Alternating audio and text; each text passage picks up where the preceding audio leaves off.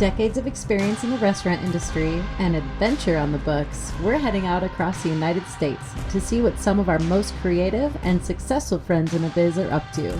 We're Amy and Courtney Wright, and we plan to cook, eat, chat, and get into some adventure outside the kitchen to see how our fellow chefs are staying inspired. Join us as we step off the line.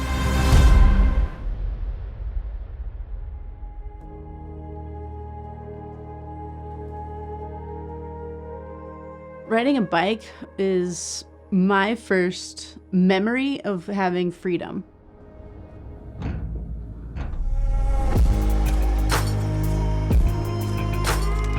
I love the way the wind blows through your hair, the way you're like balancing on these two tiny tires, which still seems fun after riding bikes for millions of years. 40 years. I love that feeling, and I think there's something that connects you to the simplicity of just like balancing and moving forward.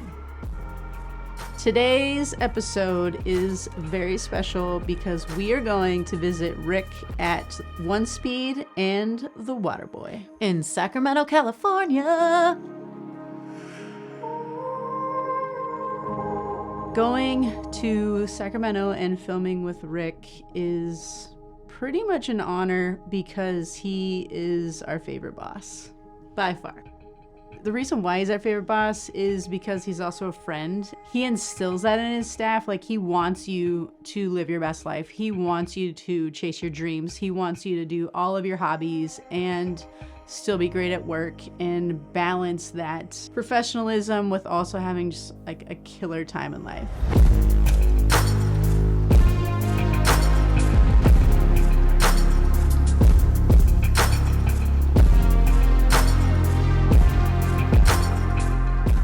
It's a neighborhood spot. It's where you go to meet before you go on a ride to see the Christmas lights. It's where you go before you go to the Run to Feed the Hungry. It's where baseball teams go and celebrate after a game. Rick has really made it this amazing place for his community to go and have good food, drinks, and just hang out. I am from Sacramento, California. I was born and raised here. I moved to San Francisco to pursue my culinary education for 3 years between 1980 and 1983, and came right back. I was influenced by a lot of the restaurants of that era, and I worked with some really good chefs at the time, and that was the very first, when I was living there, that was the very first time I had an experience at Chez Panisse. It was in the cafe, and I was ordering a cafe latte. That was the first time I'd ever had that. And I thought, man, I am killing it here. I am the international man, so. You know, I make no bones about it. The first time I ever ate at Chez Panisse in Berkeley, it changed my trajectory of what I felt was important in food. And Alice Waters opened Chez Panisse in the 70s with the idea of having a space where she could celebrate really that relationship where the chef is in communication all the time, year-round with farms, is really what she cultivated, and it's exactly what Rick is doing. Instead of cooking things that you want to sell to your customers, you're cooking things that the farms are growing. What's available, what's in season. It's very much in the moment, and it's very much regenerative focused. You want it to be something that's sustainable. It really has kind of transformed that farm to table movement. You know, the more I do this, I just love simple food, and I love receiving the produce that comes in. I love making pasta. For me, you know, the simplicity of just finding really good raw ingredients and having the luxury of having them delivered to you. You know, what I've always tried to tell my cooks is, A, you've got to taste your food, and you've got to be respectful of the food. And just, you know, if you get tomatoes in, they don't need a whole lot, right? They just need to be seasoned properly, sliced with a sharp knife, put on a plate.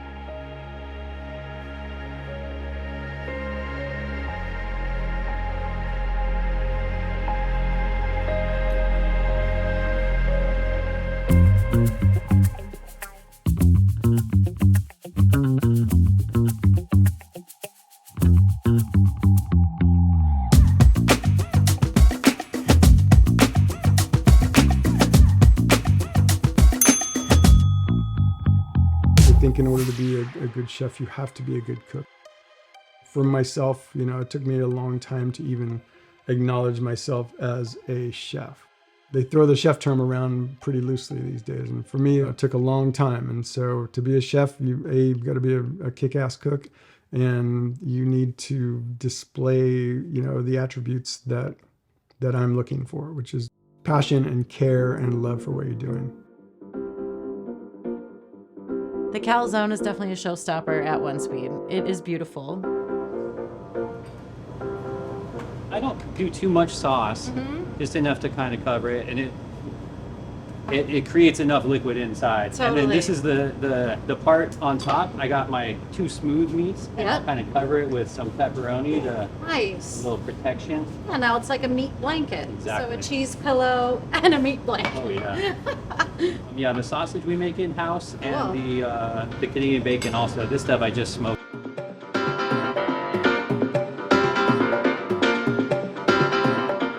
Puffs way up and it doesn't deflate. It's filled with all the best meats. And what's really fun about the calzone is that when you bring the calzone to the table when people order it, you get to cut it for them at the table. Steam pours out, it smells like the delicious meats on the inside, and it's so hearty and delicious.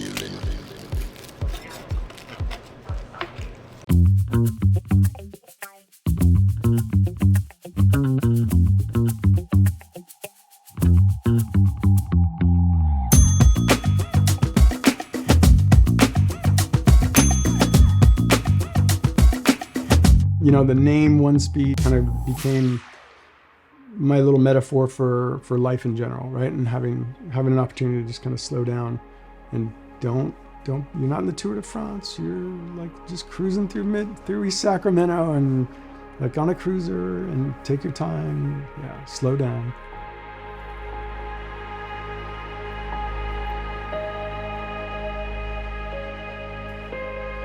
Riding a bike is probably the single nicest thing that I do for myself every day. And I don't go out and ride a bike to race. I don't go riding a bike against time. I simply ride a bike to ride a bike. And I love it so much. And I think and the way I ride is very slow. And I think about things, and it gives me a space to put my thoughts in order.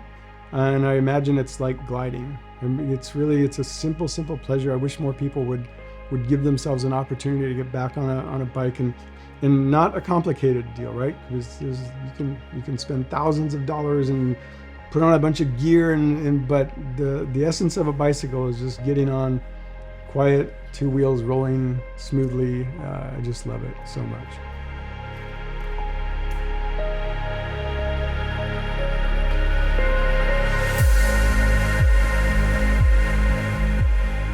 A big factor of owning a restaurant and working as a restaurant is holding the space for the people in the community to just be where they are. When we are cooking for an event, whether we're cooking for ourselves, it's always a moment of peace, and it's always a moment of zen. You're just cooking the dish, you're paying attention to the food, to the temperature. That's it. Like, if we have found a way to just be that present and pour our love into that, that's a really special thing that comes through. For me, it's almost become like a meditation. It turned into sort of a contemplative practice for me, where I can just have my stuff, sit back there, and I'm getting pretty good. I've been making ravioli now for probably 20 years, but I'm almost good. Well, when we went and dined at the Waterboy, the ravioli was all of our favorites. Being able to make this with him was super special, because we could see just the effort he puts into it and how that dish makes him feel. Part of what I need from my time in the kitchen is to acknowledge the fact that it's a tricky world out there. I know that my time in the kitchen is actually my time for my own headspace. When I get to do that, it definitely is the one thing in my professional life now that helps me remain calm and good.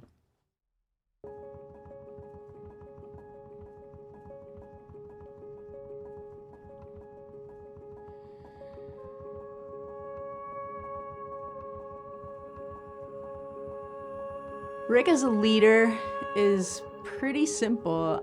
He just leads by example. He cooks good food. He travels well. He takes care of his body. He laughs. He engages. He makes true connections with his employees and customers, like real connections. His love is palpable. He loves his family. He loves his cooks. He loves what he does. He loves riding bikes. Rick puts so much effort into getting to know his staff and then also getting his staff to a point where they feel so comfortable with him.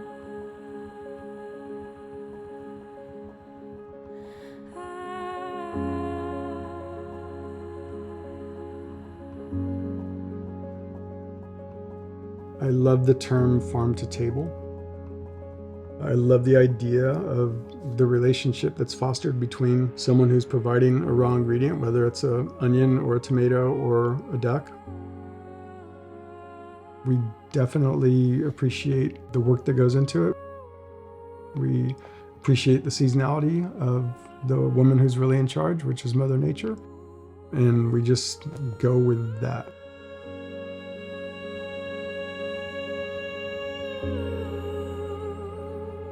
I think that there can be no better expression of good cooking than taking the time to search and usually spend more money on your raw ingredients.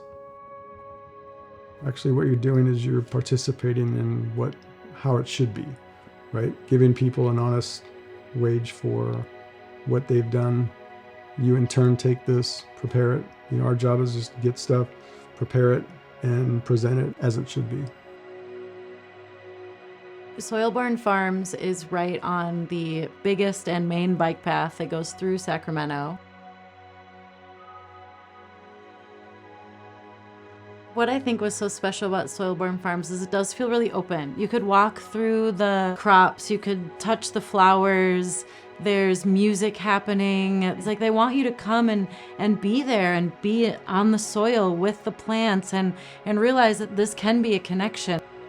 I think we had gotten so far removed from the connection of food and how we eat that they're really trying to bring it back in a really palpable way. It's a great gift because they actually let me know what they are going to be pulling up from the earth, and they deliver it to my back door the next day. And it's like, I'm so happy with that. It's beautiful.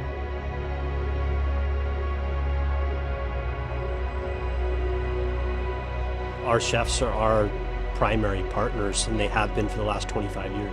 We're co-creating a food system that is built on the ideas of like health and wellness and connecting with the natural world, right? Regenerative, organic, and getting people in the kitchen and get food in people's bodies. Our chefs are they're like the celebrity, kind of vibe to get all the eaters really excited. And then our organization, not only grows the food, but we're trying to teach people those skills.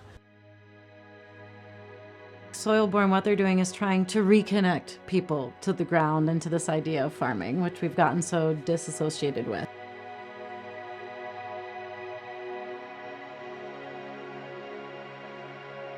We've known Rick since the beginning. In fact, I was a busboy at one of Rick's restaurants when I was younger. So it's like the connection goes really deep, right? So I was bussing tables when I was dreaming about Soilborn and creating it. And then he was one of the first chefs that I reached out to when I started this project back in 2000. So he's been buying produce from us the whole time. And we're kind of OGs now in the urban ag space. Rick's one of the OGs in certainly the Sacramento region food system. And when you think about who would you want to work with, he captures all of that, right? Good food, good community, right? Sense of place, believes in local agriculture and the power of that.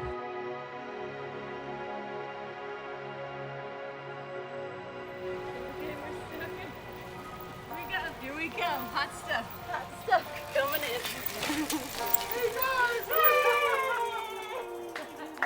We just started getting the Sonoma County poultry Liberty ducks in which far and away the top duck producer probably in the world.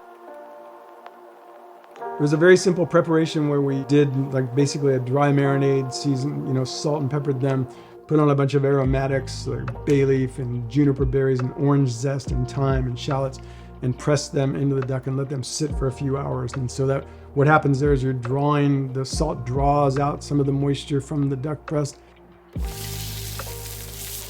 In San Francisco and Sacramento and so many California cities, if you're gonna be a good restaurant, this is exactly the model you follow. You work with farmers, you work seasonality, and you do it in a sustainable way that you can. When your friend cooks for you, you definitely feel taken care of.